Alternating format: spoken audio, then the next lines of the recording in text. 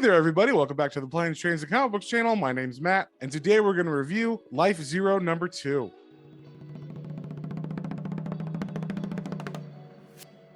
But before we get into that, if you guys wouldn't mind sharing, subscribing, commenting, it really helps me out and lets me know what you guys want to see more of. So, with that being said, let's get straight into it. All right, we got the cover here for Life Zero number 2. It is an Ablaze comic, and it is by Stefano Vietti and Marco Cicchetto. And just a little catch up here. There is a city full of zombies. In that city is a prison that is also full of zombies. And in that prison, one of the prisoners was this guy named Shaco, and he was a military commander. So he is being broken out of that prison that's full of zombies by his old military unit, whose roster is listed here. And while attempting to get out of the prison, they had a helicopter, but it got overrun by zombies and it crashed. So now they're stuck on the ground just outside of the prison in a city full of zombies. And one thing I like about this issue is we get a nice big map of the area so we can kind of get an idea of what this city looks like and where we are and where we're going. So as you can see here, the prison is off to the west of the city, and we see that the final destination is all the way over here in the northeast. And on the first page, we see, like I said, the down helicopter, and now they're stuck surrounded by all these zombies. They, of course, start shooting immediately, and while they're shooting, they see a van coming down the street really quick, and lucky for them, it is their teammate named Ronnie, and he has picked all the people up in this moving truck, I guess is what it is. So they're all in the back, and of course, Shaco, the leader, is in the passenger seat while Ronnie drives. And this is cool because you just get to see them kind of driving over all these zombies and see what the city's like. So of course, because there's debris and everything in the middle of the streets, Ronnie actually loses control for a second and runs into a pizza restaurant. And after they fight a bunch of zombies that attack them and have a couple close calls, we get the reveal of the person who hired his former unit to break Shaco out of prison, and that is his ex-wife Laura. And I thought this was funny. They're in a restaurant with all these windows facing outward. They're standing in the front of it, and they're having like this heart-to-heart about, you know, what happened. Apparently they have a daughter and she's missing, so they need to go find her. And in the meanwhile, there's all these zombies that just start appearing outside looking through the window, and of course they attack. And we get some cool graphic art of these zombies being killed as they attack. So they're able to get away, and Laura takes them to where she's been hiding this whole time, and that is at an old movie theater. So it's kind of like their resting point. They all kind of talk again and decompress about everything that had been going on. And one of the members of the unit, Helena, she's like a hacker or something, so she starts looking for information about Anna, the daughter, and where she might be. And as they're talking and kind of figuring out how much supplies they have and how they're going to get Anna,